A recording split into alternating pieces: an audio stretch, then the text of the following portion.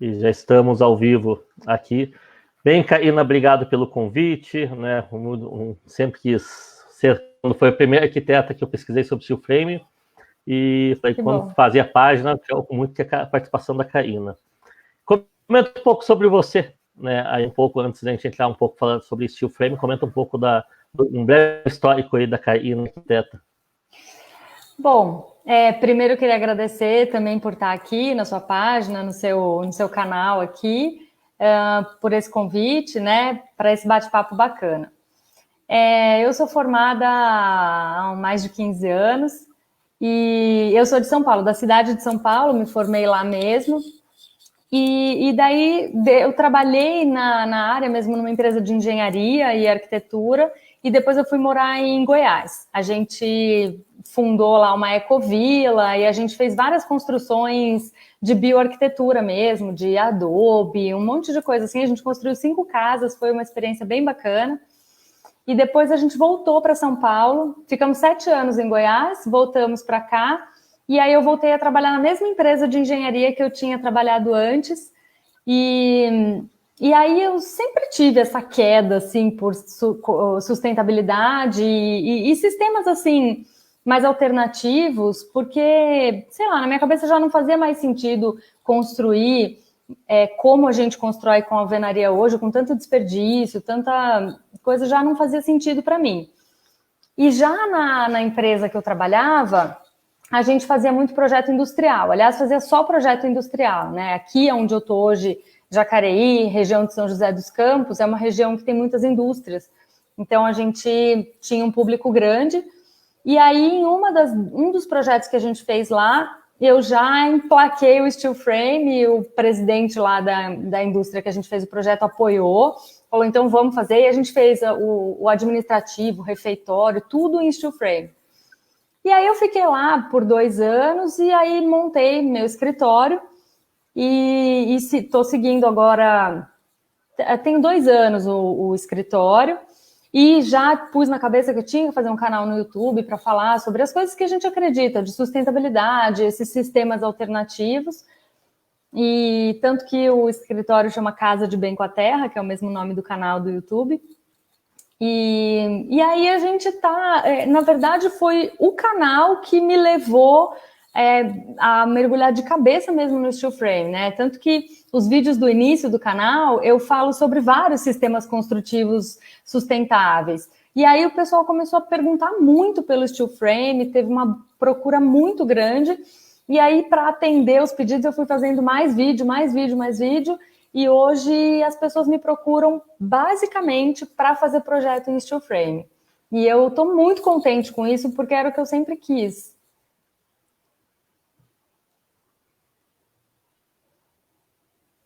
Entendi. Então, vamos lá. Que nem assim, lá comprei o terreno, ainda estou conversando com alguns arquitetos. E assim, para quem tá que nem eu, comprou, ou seja, ele não sabe o que fazer. O primeiro passo é realmente o arquiteto. Porque assim, deixa eu explicar, eu tinha algumas dúvidas assim, até onde o papel do arquiteto. Por exemplo, será que o arquiteto vai me ajudar para saber se eu vou fazer uma lareira ou vou fazer um piso aquecido, se compensa fazer água aquecedor de passagem, porque eu sempre olhava aquelas plantas e eu ficava pensando assim, pô, aonde é que vai colocar a caixa d'água, né? Eu olhava aquelas plantas que tem, então, pô, onde é que está o aquecedor, né? Não achava, Então, esse tipo de situação, ele faz parte do arquiteto, são situações, por exemplo, que eu tenho que ver antes, o arquiteto ele entra do zero mesmo, ou seja, a partir do terreno, agora passa tudo com o arquiteto. Como é que funciona? Antes de responder exatamente essa pergunta, eu vou fazer um parênteses antes. Tem muitas pessoas que procuram um arquiteto para auxiliar na compra do terreno.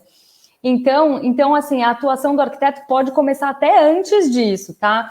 Vamos supor que você tem ali em vista 3 tipos de terreno. Um é em aclive, o outro é plano, o outro tem uma frente pequenininha, o outro tem uma frente grande. Você pode consultar o arquiteto para falar assim, que terreno é melhor para fazer? Aí o arquiteto vai te falar assim, que tipo de casa você quer fazer? Aí você conta ali mais ou menos e ele vai dizer, não, então esse tipo de terreno é melhor para você. Porque se você falar, por exemplo, eu quero uma casa sem escada nenhuma, eu tenho idoso em casa, eu não quero nenhum degrau. eu diria para você, não compra um terreno em aclive ou declive, procura o terreno mais plano possível, entendeu? Então, o trabalho do arquiteto pode começar antes de você comprar o terreno, tá? Mas beleza, você comprou o terreno, tá tudo certo. Quando a gente inicia um projeto, eu vou mandar para você, antes da nossa primeira reunião, eu te mando um briefing, né? Que é tipo um questionário com várias perguntas para você. E aí, lá vai estar assim, que tipo de elementos você quer na sua sala de estar? Aí tem lá, lareira, para você dar um checkzinho. Lareira, N outras coisas, tá? Eu lembrei da lareira porque você perguntou dela. Mas vai ter jardim de inverno, um monte de itens para você marcar para mim.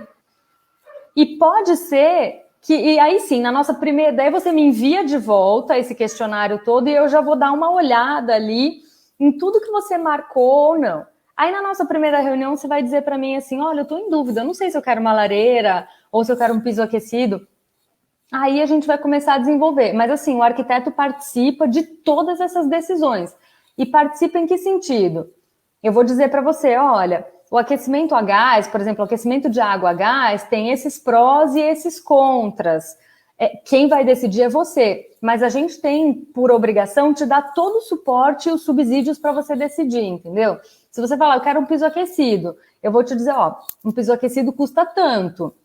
Você está disposto a encarar? Se você falar, tô, vamos lá. Eu quero uma lareira. Olha, dá para a gente pôr uma lareira aqui, custa X. E aí você vai tomando as suas decisões, mas o arquiteto vai te auxiliar e te dar subsídios para tomar essas decisões. Lugar da caixa d'água, totalmente coisa de projeto, tá? Projeto de arquitetura. A gente geralmente faz um volume mais alto na casa, porque a caixa d'água vai ficar ali. Então, isso não é uma coisa para você se preocupar, é uma coisa para eu me preocupar. Entendi. Então, essa é uma dúvida realmente que eu tinha, né? Até onde vai realmente onde começa o projeto do arquiteto. E no caso, então, desde energia solar, todos esses... ou seja, tudo isso cabe realmente ao arquiteto tá ajudando a gente em relação a isso. Com certeza. Agora vamos falar, entrando realmente em relação à parte do steel frame, né? E eu aprendi muito vendo o seu canal ali, conhecendo os materiais em relação a acabamento. E ainda, assim, lógico, eu quero construir aquela casa estilo americano, que bem típico do steel frame. E aí me diz alguma coisa. Eu sei que o pessoal fala, na verdade, que até eu perguntei isso, falei na live lá com o Samuel, lá do Espaço Marte, ele comentou, todo projeto pode ser convertido em projeto em steel frame.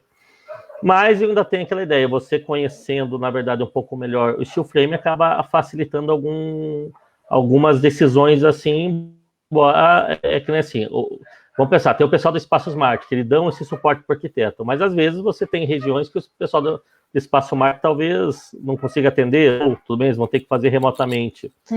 Mas até que ponto o conhecimento do arquiteto em steel frame influencia realmente eu sei que estou jogando, digamos assim, defendendo o seu lado, mas eu sei que você vai responder sinceramente.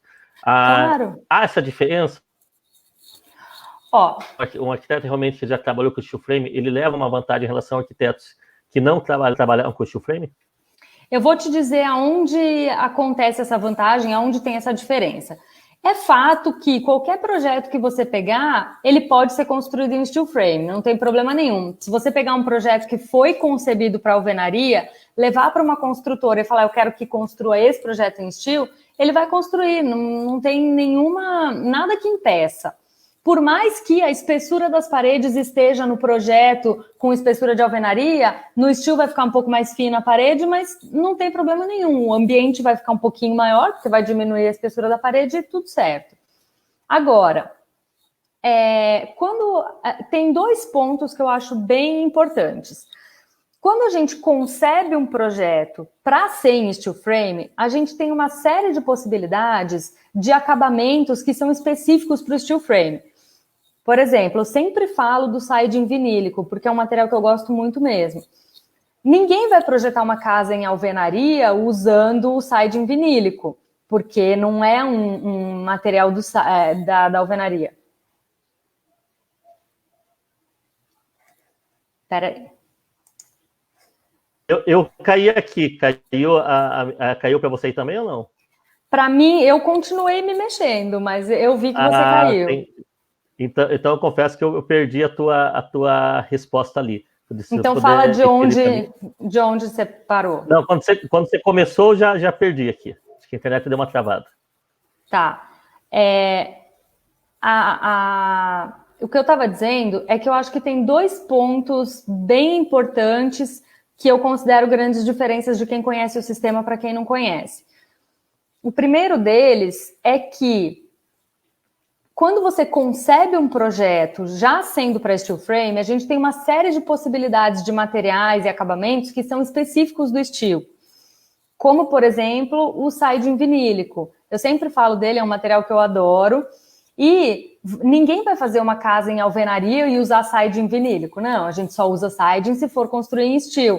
Então, tem um projeto, até é o último vídeo que está no meu canal, de um projeto onde a gente usou siding vinílico e ele nasceu junto com o projeto, o uso desse material. Tem um outro projeto que está em andamento aqui no escritório, que a gente está fazendo a fachada com placa cimentícia com junta aparente. Então, são soluções específicas do steel frame, tá? Agora, se você fala, não, eu quero a parede lisinha, tanto faz. Você vai ter uma casa de alvenaria rebocada e pintada ou uma casa de steel frame com a junta tratada igual a da alvenaria. Outro ponto que eu acho bem importante é assim, aqui no escritório, quando a gente detalha um projeto executivo para steel frame, eu faço, por exemplo, um mapa de plaqueamento. No meu projeto vai escrito assim, nesse ambiente a gente vai usar chapa de OSB mais a placa Performa, por exemplo. Por fora, a gente não vai usar OSB e vai usar a placa cimentícia 12 milímetros, 11 milímetros. Então, esse é o tipo de especificação que vai no projeto. E se você tiver um projeto genérico, não vai. Né? Aí, o que vai acontecer? Vamos supor que você tem um projeto só com as paredes. A construtora que pegar para orçar, ela vai orçar o que ela quiser. Ela pode pôr tudo sem OSB, só com uma placa de gesso standard, por exemplo. Por dentro, uma placa cimentícia por fora e só. Aí você vai ter que ter muito conhecimento para ficar perguntando para a construtora. Você colocou isolamento de lã de vidro ou lã de rocha, por exemplo, ou lã de PET, coisa que um projeto que foi detalhado para steel já vai estar tudo especificado. Então, vamos supor, você quer ter um estúdio na sua casa, você toca bateria, você quer ter um estúdio. A gente vai pôr um isolamento termoacústico naquele ambiente bem mais poderoso do que o do resto, por exemplo, entendeu? Entendi. Realmente isso que eu imagino ali.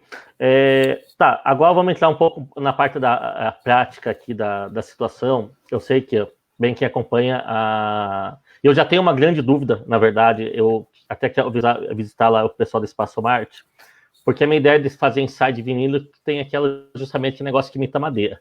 Mas tem, acho que se eu não me engano, se chama Smart alguma coisa, que é uma placa cimentícia que também faz a imitação, acho que alguma coisa de madeira, que também tem esse... o Smart Side. Smart Side, exatamente isso. Eu sei, a diferença de custo parece que é significativa, né, em relação ao side vinílico, em relação ao Smart Side. E eu não tive a oportunidade de ver, assim, porque é complicado porque a gente não tem, às vezes, imóvel para ver, né, para ver como como é que fica. Então, a diferença é gritante ou fica muito parecido usar o Smart Side e usar o side vinílico? Ou não, realmente, o acabamento fica totalmente diferente? Você está dizendo em questão de preço ou de visual? Os dois.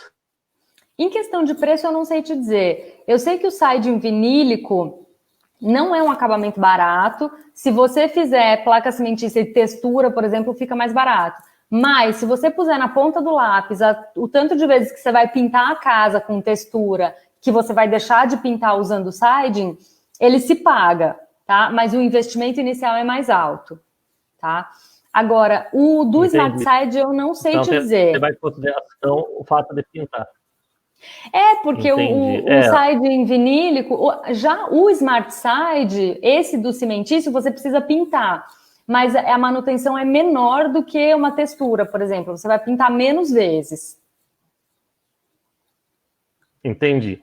Em relação agora a lã de PET, lã de rocha e lã de vidro, né? Até estava falando com o Samuel, ele comentou que a lã de rocha, acho que ela tem ela tem melhor performance, né, em relação ao isolamento termoacústico. É possível, então, na minha cabeça, a interpretação que eu estou ligando, até para quem quiser acompanhar meu raciocínio, que seria possível, então, já que ela é melhor, colocar nas paredes externas a lã de rocha e internamente só com a lã de PET, pelo fato da lã de PET ser mais barata, esse seria o cenário mais econômico? Pode ser que sim, mas varia muito. Por exemplo, a lã de rocha, ela tem várias densidades, então a densidade maior, ela isola mais, e cada lã tem a sua densidade. Então não existe assim, a lã de rocha custa X. Você tem que ver a lã de rocha, densidade 32 vai custar X, entendeu? E a diferença que tem de uma para outra, é difícil a gente dizer, essa tem um desempenho melhor do que aquela. É mais ou menos assim, cada uma tem um desempenho melhor para uma frequência de som, tá? Então, por exemplo, se a gente tem uma bateria tocando que tem aqueles agudos, não vou saber dizer qual lã que é melhor para isso, mas tem um tipo de lã, ou a mineral, ou a de vidro, ou a de PET, que é melhor para aquela frequência. Para um som grave de uma tuba, por exemplo, a outra lã já é melhor. Então, o que a gente considera é uma faixa média de frequência de som, que é, por exemplo, de pessoas falando, conversando e barulho de uma casa, de bater talher de cozinha, essas coisas. Para esse tipo de barulho, ele pode ser que ele considere a lã de rocha melhor. Eu prefiro usar, via de regra, assim, numa faixa média, eu prefiro a lã de vidro. Eu só tenho as minhas restrições com a lã de vidro porque ela é ruim para quem vai aplicar. Para o montador, ela é ruim porque coça todo, assim, o cara fica se coçando depois, sabe? Entendi. Dentro do teu projeto, então, você tem basicamente, que é a pergunta que eu ia fazer, você tem basicamente a lã de vidro que você está... assim, você tem mais utilizado, então, é a lã de vidro, isso mesmo? Sim. Só confirmando? Sim. Eu tenho usado mais a lã de vidro. A menos que tenha alguma situação muito especial, um cômodo específico, que eu preciso de um isolamento melhor. Entendi. Então, assim, a gente vê, na verdade, o steel frame é muito... No acabamento interno, acaba sendo tradicional, só parede lisa, ou existe, que nem o side vinílico é para steel frame, ou existe alguma questão de você ter algum diferencial também no steel frame a nível do acabamento das paredes internas? Tem alguma coisa diferente? Eu nunca usei, tá? Mas eu já vi em feiras, sabe esses revestimentos de tijolinho aparente? Eu já vi um material muito interessante, que você, nos próprios montantes do steel, você instala umas réguas e o tijolinho encaixa naquelas réguas, tá? Então, eu já vi esse material, nunca usei, não sei quanto custa, não sei quem vende, nada, mas eu já vi, achei fantástico. Eu nem sei se a gente já tem disponível para uso, mas tem sim materiais especiais para outros tipos de revestimento. Tipo, ao invés de você botar a placa e depois colar o tijolinho em cima, essa daí você nem põe a placa, você põe as réguas e encaixa os tijolinhos na régua. Mas isso teria só tijolinho? Quando você fala tijolinho, estou imaginando aquele tijolinho laranjinha, né, que tem de acabamento. Ele tem só tijolinho ou tem alguma coisa imitando madeira também? Tem vários acabamentos, vários acabamentos de bricks. Imitando madeira eu não vi, mas sabe aqueles bricks branquinho, meio com pátina, cinza com pátina branca, brick cor de madeira mesmo, todos esses tipos de brick tem. Entendi. É bem interessante. Entendi. Eu vejo que esse mercado também, assim, é complicado um pouco a gente achar os fornecedores. Assim, eu particularmente só conheço só o pessoal do Espaço Smart, que acabei conhecendo que vende isso. Acredito que deve ter outros fornecedores também. Mas eu vejo também um pouco complicado a gente achar aonde tem esses materiais, né? Então, ainda o site vinílico ainda acho um pouco fácil de achar, mas essas novidades que tem em relação à parte do steel frame, assim, eu estou tendo dificuldades em achar, né? Entendeu? É realmente um mercado um pouco mais restrito, não é qualquer lugar que eu vou achar esses fornecedores, ou eu estou procurando errado?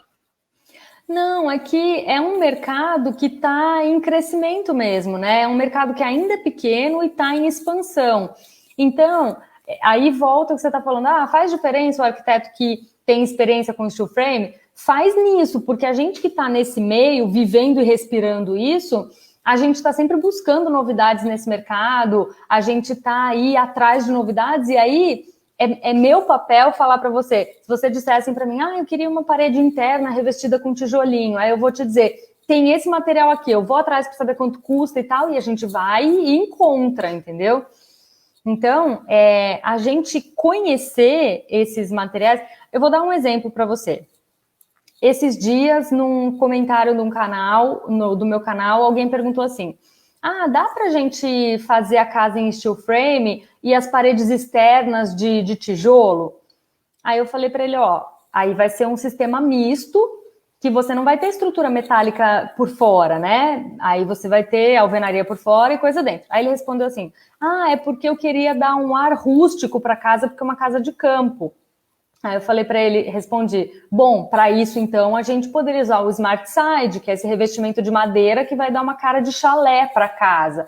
Aí ele, é mesmo, eu não sabia. Então, eu sempre falo que o papel do cliente é dizer para a gente o que ele quer, é a impressão que você quer causar. E a solução sou eu que tenho que dar, né? Eu sou especialista, não é você. Você não tem obrigação de saber, quem tem sou eu.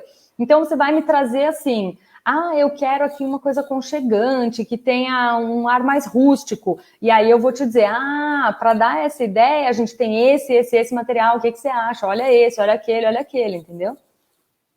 Entendi. Aí vai voltar aquela dúvida em relação justamente à experiência do arquiteto, né? E dentro desse processo aí, eu já conversei com 3 arquitetos, né? E há uma discrepância muito grande em relação ao menor investimento, que é um investimento. A gente não tem que pensar que é custo, é investimento. Em relação ao maior investimento, né? E o que realmente leva a essa discrepância? A experiência? Por que realmente existe uma discrepância tão significativa em relação a isso? Isso é uma pergunta bem importante, a gente até conversou sobre isso um pouco antes, e eu acho que tem 2 fatores, tá? Diferente de um produto, por exemplo, se você pegar um carro zero daquela determinada categoria, ele vai custar, sei lá, entre 70 e 80 mil, e daquela categoria aquele é o preço do carro. Um projeto, a gente não tem uma tabela que vai dizer... eu sempre falo isso, até tem uma tabela de honorários do CAL, mas é uma tabela com valores, assim, considerados muito altos para o valor que é praticado no mercado. Infelizmente, é assim. Eu brinco que se um dia eu conseguir cobrar pela tabela do CAL, eu estou muito feliz. Mas, enfim, a tabela que existe, eu não aplico. E, então, tem 2 fatores que eu considero que dão essa discrepância nos valores de orçamento de projeto. Um deles é a lei de mercado, lei da oferta e procura. Se o arquiteto está cheio de trabalho, a hora dele vai custar mais caro, o projeto dele vai ser mais caro.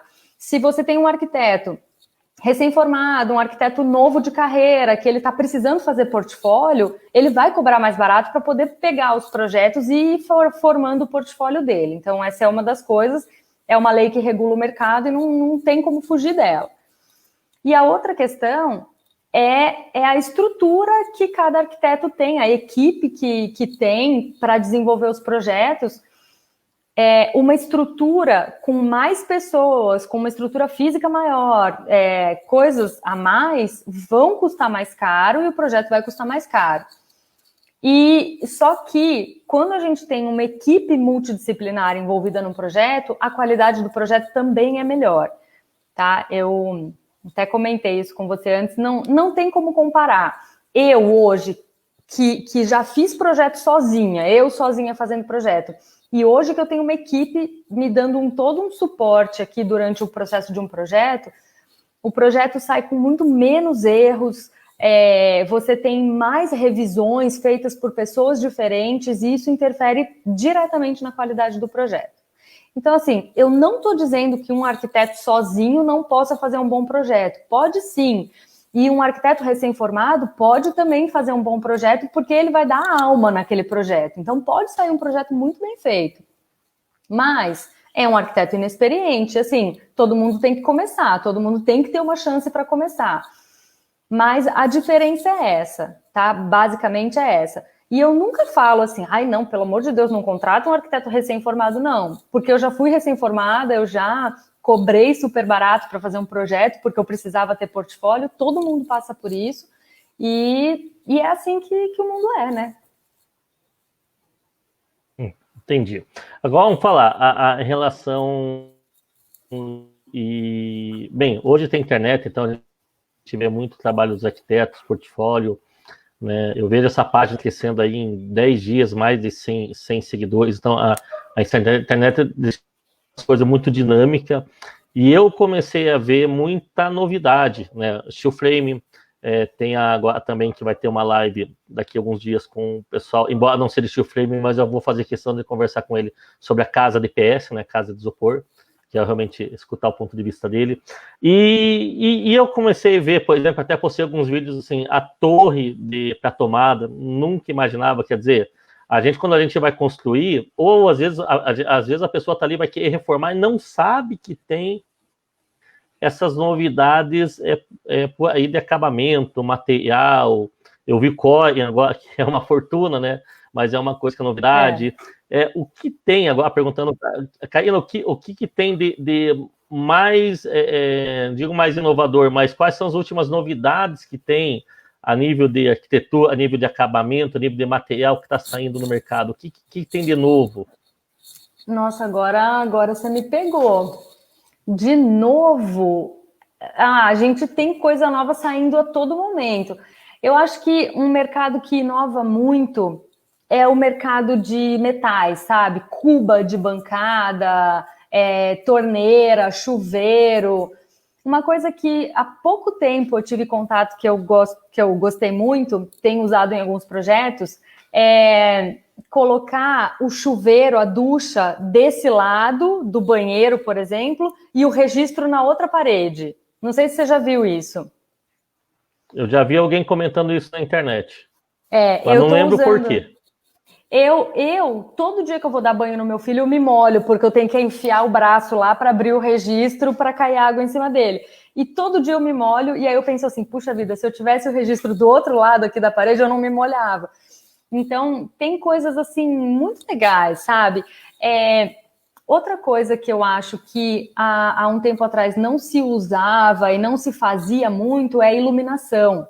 Hoje a gente tem projetos luminotécnicos que valorizam demais o ambiente. A gente tem fita LED, tem arandelas, a gente faz umas combinações muito legais de luz e com o advento do LED, a gente pode usar luz à vontade que não consome um absurdo de energia, né?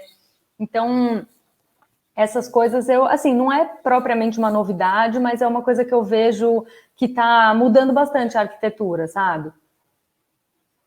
Entendi. Uma coisa que talvez você consiga me ajudar, e eu esse dia eu estava conversando com a minha esposa sobre isso daí, né? Eu vi uma bancada translúcida, não sei que material que é, se é a core ou não.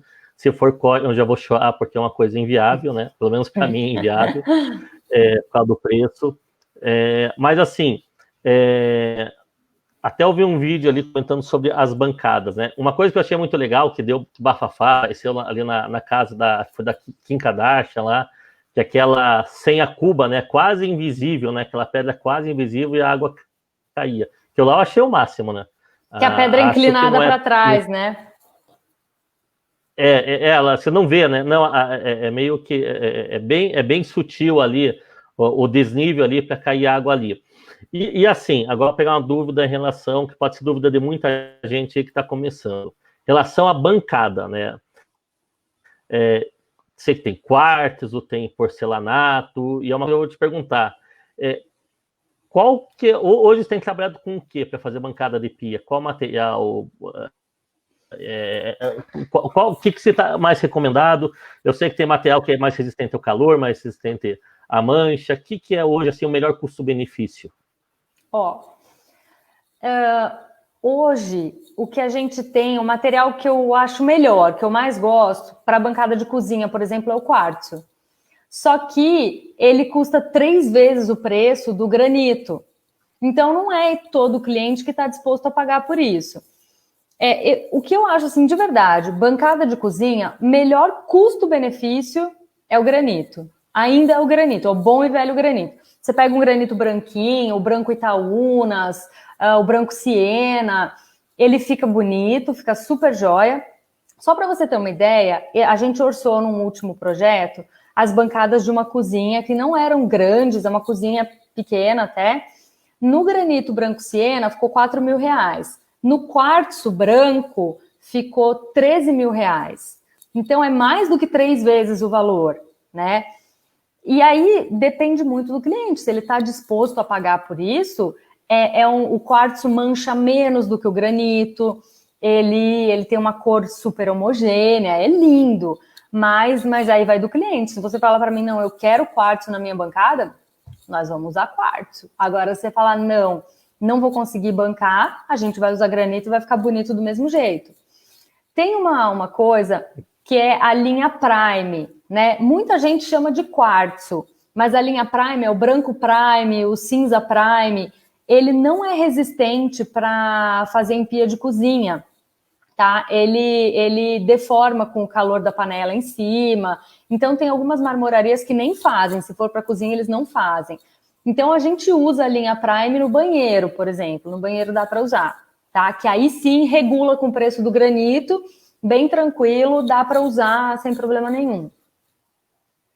E nesse do banheiro, bem, antes de entrar para o banheiro, deixa eu voltar para a cozinha. Necessariamente, o material da bancada da pia tem que ser o mesmo material da bancada da ilha ou não? É desejável que sim, né? Assim, tudo vai do projeto. Se você fizer um projeto que você quer diferenciar, tudo bem, mas geralmente a gente usa o mesmo. Entendi. E essa cuba, essa pia sem cuba, que tem aquele leve deslíbrio para cair a água, ele pode ser feito em qualquer material ou tem que ser só determinados materiais que consigam dar aquele efeito? No banheiro, né? Essa bancada no banheiro. Não, você pode usar qualquer material, porque ela é uma placa, é uma chapa assim inclinada para trás. É só isso. Ela é interessante, assim, a primeira vez que você vê. Mas sabe qual é o inconveniente? Se você tem a bancada inteirinha com 2 torneiras, por exemplo, e ela assim, você não tem área seca de bancada. Você não pode usar a bancada para apoiar outras coisas, porque a bancada inteira vai molhar. Entendeu? Esse da Kim Kardashian, eu acho que eu já vi esse inclinado para trás, já ter feito parecido, mas acho que ela é levemente inclinado para o meio, é uma coisa bem, bem sutil ali. Mas basicamente qualquer material pode ser feito esse processo de fazer essa inclinação. Pode. Entendi. E bancada translúcida, só o core dá para fazer ou existem hoje outros materiais que daria para fazer? Eu confesso para você que eu nunca vi bancada translúcida. Eu vou até procurar aqui depois que a gente acabar essa nossa live. Eu não conheço. Entendi. Eu achei bem bonito que tinha uma iluminação em LED ali, né? Então achei bem Sério? bacana em relação a esse processo ali. Em relação também incluindo para a parte do banheiro, o revestimento hoje dentro de steel frame, eu conversei com o Samuel, é a mesma coisa, né? Ou seja, eu vou trabalhar com... você não falou de porcelanato para a bancada da cozinha, não serve então isso ou não compensa? Serve, tem muita gente que faz.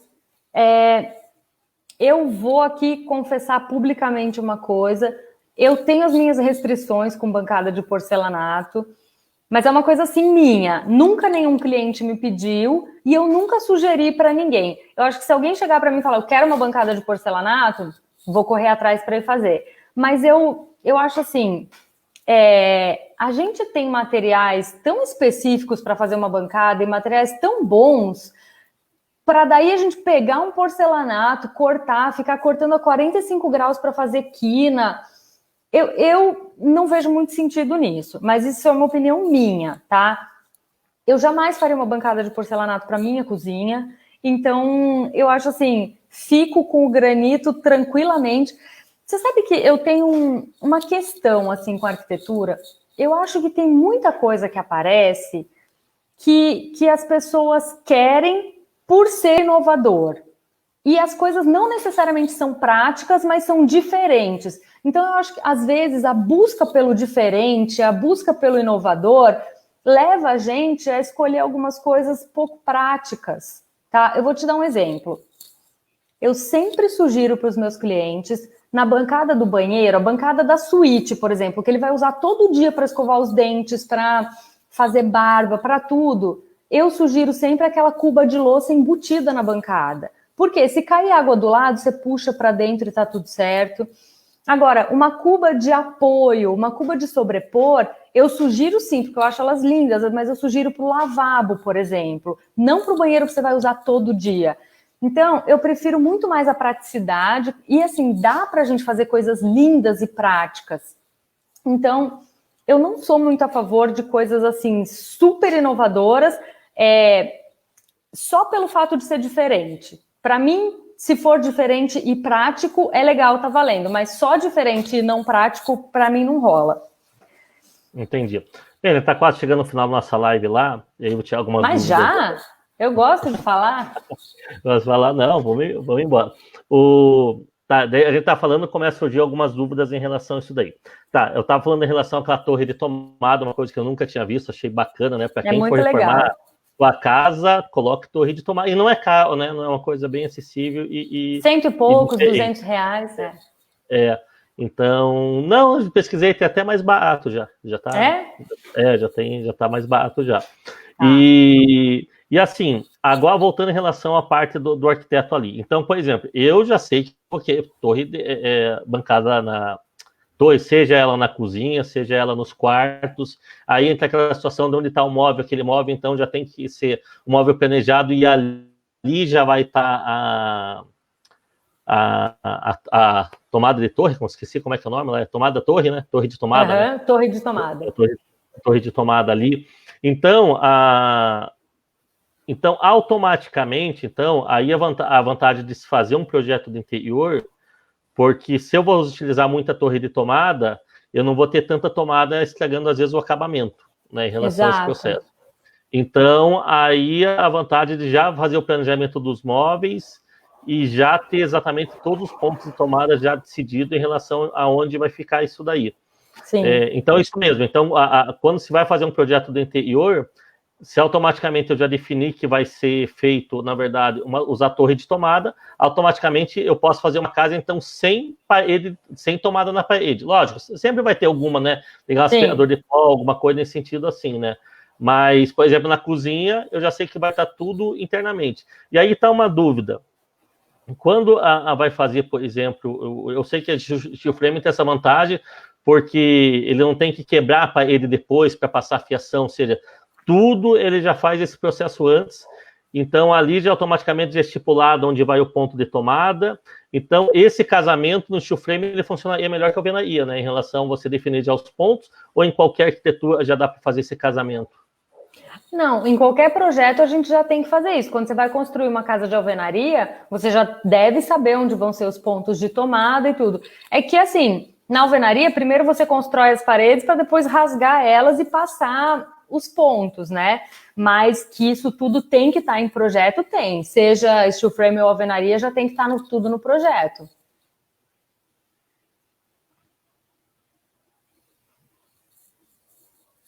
Fábio?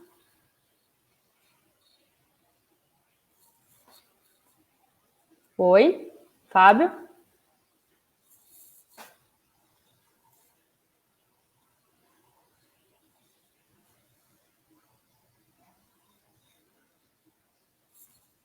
Oiê, tá me ouvindo?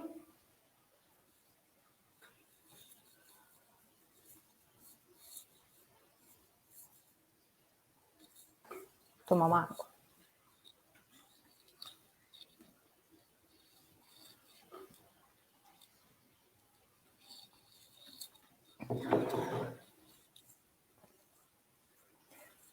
Não sei o que aconteceu. Para mim, parece que o Fábio caiu e o negócio aqui está dizendo que eu estou ao vivo, que todo mundo me vê e me ouve.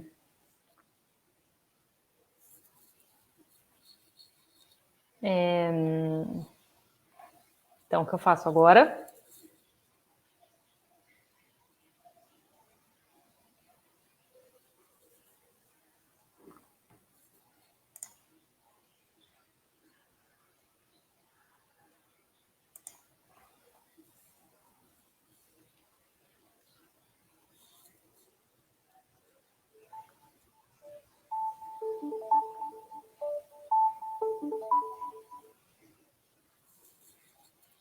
Oi, Fábio? Oi, caiu ou estou ao vivo? Então, eu acho que eu estou ao vivo falando com você. Então, caiu aqui. Então, tudo aqui. Mas assim, tava na live, então falando com uma coisa inédita, né? Você vai explicar que caiu na internet. Tá bom. Encerrar a live aí por mim aí. Tá. Que caiu tudo aqui pra mim. Mas acho que é bem deixar você encerrar a live aí. Tá bom. A gente, depois eu te ligo aí. Tá bom. Se encerrar, você me dá um outro, eu te ligo aí. Beleza. Tchau, tchau. Desculpa aí pros telespectadores. Tá bom. Eu acabei de atender o Fábio. Ele me disse que caiu tudo lá. Então, eu queria agradecer de novo por essa oportunidade. Queria agradecer por todo mundo que assistiu ao vivo, por todo mundo que vai assistir essa live gravada. E vou pedir, ele me pediu para pedir desculpas aqui para todo mundo por ter caído. Eu não sei, deve ter tido algum problema. E a gente já estava no finzinho mesmo, então estamos terminando aqui. Queria aproveitar e convidar todo mundo que está assistindo a gente para ir dar um pulinho lá no meu canal no YouTube, chama Casa de Bem com a Terra. E qualquer dúvida que vocês tiverem a respeito disso que a gente conversou, pode perguntar tanto aqui na página dele, quanto lá no meu canal. Pode perguntar onde vocês quiserem que eu respondo, tá? Então era isso. Beijo, tchau!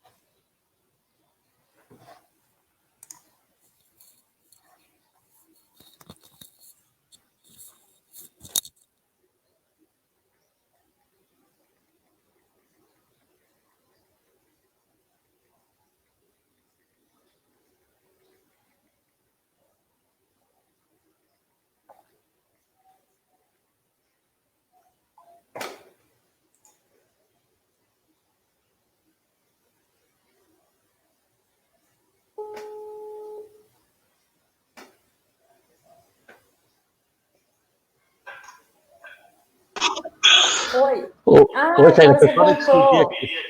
Hã? Voltei aqui. Peraí.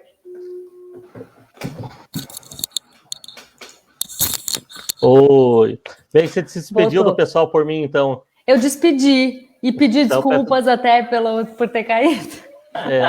Mas bacana, obrigado aí pela presença, Caína. Eu que super agradeço. Agradeço aí. E, bem, foi muito útil aí conversar com você, tirei bastante dúvidas. Que e bom. É bom conhecer também o trabalho de quem conhece o Flame e passar essas dicas aí pra gente aí. Joia. E obrigado por dar qualquer apoio coisa... aí na hora do sufoco aí, me socorreu aí. Imagina. Porque a fibra ótica aqui em casa não é para cair, mas acontece, né? Sempre acontece, nas horas que a gente mais precisa. Mas tudo bem, deu tudo certo. Precisando de qualquer coisa, estou à disposição, tá bom? Tá bom. Bem, obrigado a todos que participaram. Desculpa aí pelo inconveniente técnico, mas agradeço aí a participação de todos. Obrigada. Obrigado. Tchau. Fechei.